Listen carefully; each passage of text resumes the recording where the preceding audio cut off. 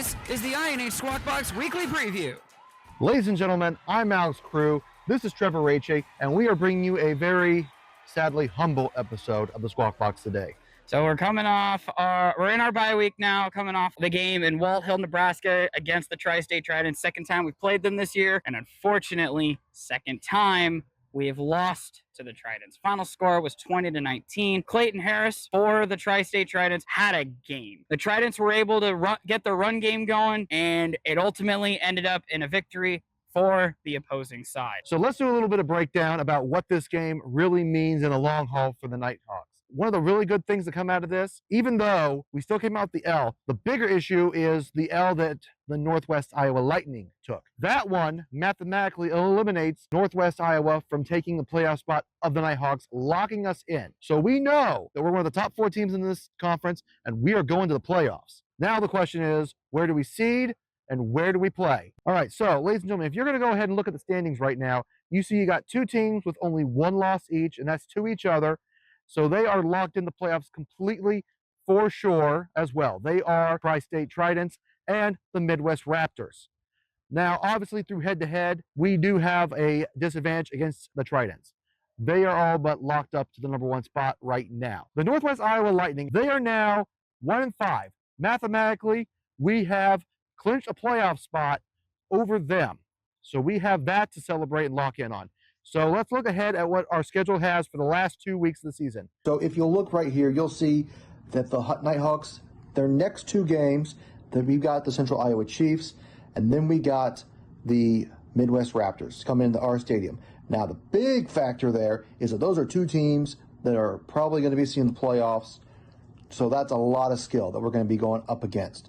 You look at other teams, no other team has 2 playoff teams on their schedule, so that'll give us a big edge. Going up against the Central Iowa Chiefs, we did get them the first time around on their field. They're coming to ours this time.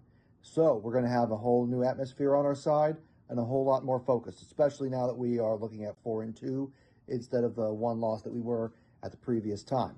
Now the Midwest Raptors, when they come for our last game of the season, we're going to wrap up the season. They're going to come to us. We're both going to be still kind of enigmas. We haven't seen each other. We haven't really felt each other out on the field, but there's a lot of expectations that these 2 teams are going to fight to the core, because there's a good potential that this game is going to determine who gets to host a week 1 game. And it's almost a 4-hour difference in travel time, which at this level, that's a huge factor. So winning the regular season finale is going to be a big key to playoff success for both the Raptors and the Nite Hawks. But we have it at home, so I think that gives us a really great edge. All right, guys. So like I said, we are filming this during our bye week. So this coming Sunday is Father's Day. So one thing that me and Alex here would like you guys to comment down below is, what is your favorite Father's Day tradition or your favorite moment that you've had with your father? One that I can personally say was 2014 Daytona 500. That race got delayed all the way till like 9 o'clock at night.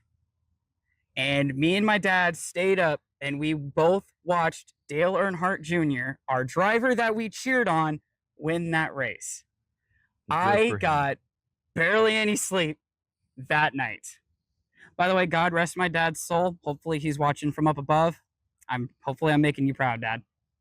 Do you have a favorite thing that you did with your father? Well, my pops, he was not a big sports guy like I was. So sometimes it put us at odds, but the man was still able to put his feelings aside, and he took me to some hockey games back in the day, helped feed the love of that sport. Let me watch a little bit of football here and there, and that was always a good time. It was always a good time. There you go. Yeah. So like I said, guys, comment down what your favorite thing you did with your father. Just could be anything. Make it age appropriate, please. Ladies and gentlemen, thank you for another episode of the Iowa Nite Squawkbox. While you're here, we would really appreciate it if you gave us a like or a subscribe and just kept checking us out. You know, we're going to keep growing this show. We're going to keep making it better. I hope you see some of that going forward, and you guys enjoy watching us. We got our live streams, of course, July 21st, starting at 5:45 against the Central Iowa Chiefs. It's going to be a good one, and it's back on our turf. We ain't been there in a while. So if you guys want to come on out, give us a watch. It's still the same as is, $10 to get in, or If you feel like it, you can pick up one of these great punch passes. Remember, it's 5 entries on 1 ticket. So 5 for 25 instead of 10 for 1, that's 50% off. And we got a QR code. You scan that right there, you can get right to our website. You got us on Facebook, you got us on Instagram, and we're getting on TikTok. So check us out. We got some good content coming on. It's time for the Jersey Freeze Call of the Week. So it's basically touchdown or bust to close out the half. Dylan takes the snap. Looks over. Tommy Lagarde! Holds it in! It's a Nighthawk touchdown!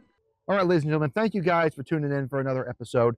We cannot wait to see you guys at the Central Iowa Chiefs game this week. It's going to be an exciting one. And I'm looking forward to calling another edition of my self-coined Chief Hawk Showdown. That'll never stick. That won't stick. We'll see. In the meantime, folks, I'm Alex Crew. And I'm Trevor Racci, and this has been your Week 9 INH Squawkbox Weekly Preview. We'll see you guys next time. INH.